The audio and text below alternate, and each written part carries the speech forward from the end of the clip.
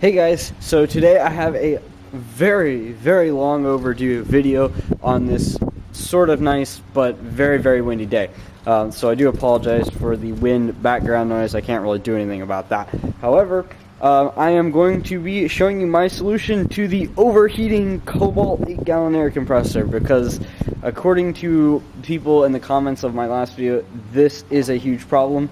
And running mine, basically it's fine if you turn it on and it pressurizes and then it cuts off, and use it for a while. But if you basically drain the tank and then turn it back on almost immediately, it starts getting really hot. And I noticed that it's mostly the motor and not, or it's mostly the pump, not the motor, which does make quite a lot of sense.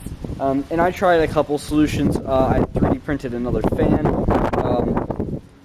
Originally it just had this white one up here, you can see my finger pointing to it, but it just wasn't good enough. However, this solution keeps it nice and cool. I mean, I can basically run this thing constantly, and I mean, until the motor starts overheating, the pump will keep going.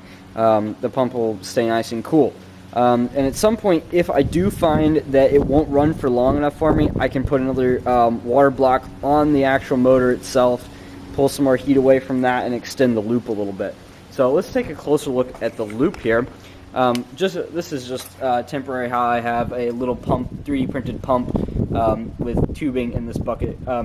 When I'm done with this, I get this project completely finished and get the case all closed up, I'm going to put a tank up here and probably use, I don't know, probably water or maybe some other coolant, and have a separate area so when you turn on the main switch, it also turns on the pump.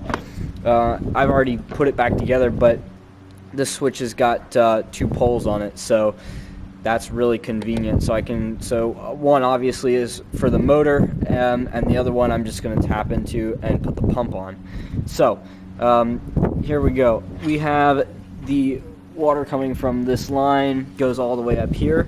It enters this first stage right here, and this is just regular copper tubing. If you want to recreate this, use a pipe bending tool. As you can see, pliers just crush the pipe, and these are really tight corners anyway, so if you can get away with not bending them so tight, that would be much better. This seriously cuts down the flow, and in fact I'm probably gonna end up putting a more powerful pump on it when I'm finally done with it. Plenty of water flows through here, but it's not that great. So basically what I have the tubing doing is snaking through the heatsink that's already on the top of this, that's really small, down here into this aluminum block right here, and this aluminum block is directly on the pump casing.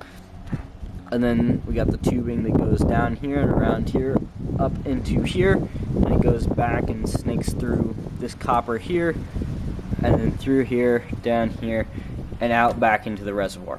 So I'm going to go ahead and turn this on and show you the water flowing through it. It's not really that exciting, but I'll do it anyway. So I got the return on, and I'll show you what the flow looks like. So once the water bleeds all the air out. So yeah, the flow isn't that great, but of course this is a 3D printed pump I'm using, so what can you expect? I mean, if you're using an actual pump, you're going to get much better flow, and if you use a pipe bending tool to actually bend the copper pipe and not pliers. But as you can see, it works, nothing leaks, and the case does close up all the way, if you're wondering. So I'll go ahead and grab the edge of the case. So this bit of the case does actually close up over the tubing, and there is enough space to close this up almost completely. And so that's about it. At some point, if you guys want me to make a tutorial on how I did this exactly, the steps that I took, whatnot, leave a comment down below and I will get around to that at some point. If you enjoyed the video, make sure to leave a like. Otherwise, I'm sorry, I can't help you. I tried. But anyway, I hope you guys enjoyed and found this useful to some extent.